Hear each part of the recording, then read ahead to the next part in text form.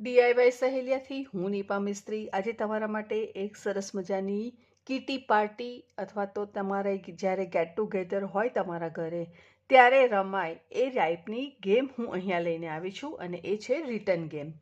તો અહીંયા જે રિટર્ન ગેમ છે તો તેની અંદર મેં અહીંયા થોડી ક્લ્યુઝ લખેલી છે અને આ ક્લ્યુઝ તમે જોઈ શકો છો કે વરસાદમાં વાપરીએ, 52 પત્તાનો ખેલ, લગ્નમાં આપવામાં આવતા પૈસા, એક ઘરેણાનું નામ, ગરમ વસ્તુને ગરમ રાખવાનું પાત્ર, બટાકા અને મેદામાંથી બનતી વાનગી, એક સગાનું નામ, સાપને પાળનાર, માતા સીતાના પતિ, એક પ્રસિદ્ધ કોમેડિયન, લગ્નમાં દીકરીને આપવામાં આવતી રકમ, શોલે ફિલ્મમાં અમિતાભનું નામ, દિલ્હીની એક નદી, સાપની એક પ્રજાતિ, સન્ની દેઓલની એક ફિલ્મ, ગરમીનું એક પીણું, વાળ કાપવા વાળો.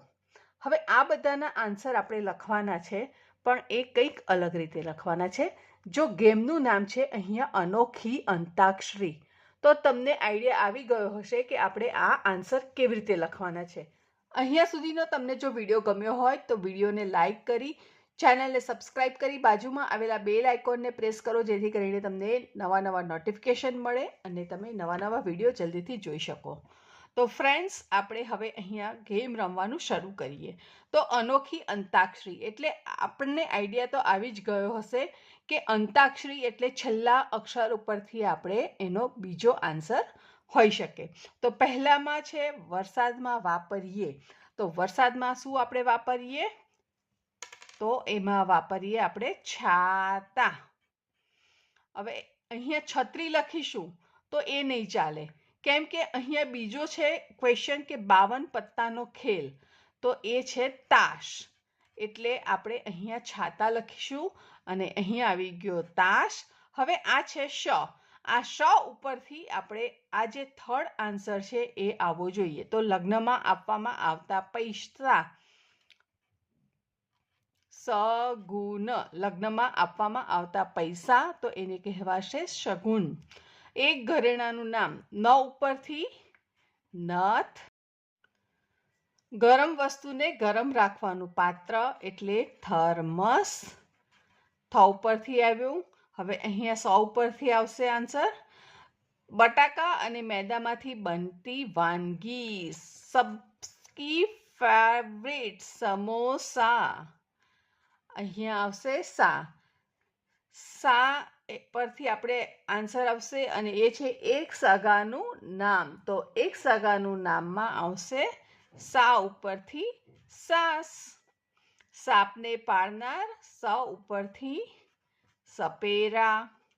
માતા સીતાના પતિ, રામ, રા ઉપરથી રામ. એક પ્રસિદ્ધ કોમેડિયન, મ ઉપરથી મહેમૂદ. લગ્નમાં દીકરીને આપવામાં આવતી રકમ, દ ઉપરથી દહેજ. શોલે ફિલ્મમાં અમિતાભનું નામ, જ ઉપરથી આવશે જય. દિલ્હીની એક નદી, ય ઉપરથી આવશે યમુના. સાપની એક પ્રજાતિ, ના ઉપરથી આવશે નાગ. સન્ની દેઓલની એક ફિલ્મ, ગ ઉપરથી આવશે ગદર. ગરમીનું એક પીણું, ર ઉપરથી આવશે રસના. અને વાળ કાપવા વાળો આવશે નાઈ. હજુ તમે તમારી રીતે આગળ ક્વેશ્ચન બનાવી શકો છો. હવે સપોઝ અહીંયા છે ઈ, તો આપણે ઈ ઉપરથી બનાવી શકીએ કે ખટાશ માટે વપરાતી વસ્તુ, તો ઈ ઉપરથી ઇમલી કરી શકીએ છીએ. હવે આગળ આપણે લી આવ્યો, તો લી ઉપરથી પણ આપણે એવો કોઈ ક્વેશ્ચન બનાવવાનો કે જેનો આન્સર લી ઉપરથી સ્ટાર્ટ થાય. તો તમે તમારી રીતે બીજા અલગ અહીંયા ક્વેશ્ચન્સ એડ કરી શકો છો અને આ રીતે અંતાક્ષરી રમી શકો છો. ફ્રેન્ડ્સ, વિડીયો કેવો લાગ્યો મને ચોક્કસ કોમેન્ટમાં લખીને જણાવો અને તમારે કેવી ટાઈપના વિડીયો જોવા છે એ પણ અમને લખો, જેથી કરીને અમે તમારા માટે સરસ મજાના તમારી ચોઈસના વિડીયો લઈને આવીએ અને તમને એન્જોય કરાવીએ. ફરી મળીશું નવી સહેલી સાથે. ત્યાં સુધી આવજો.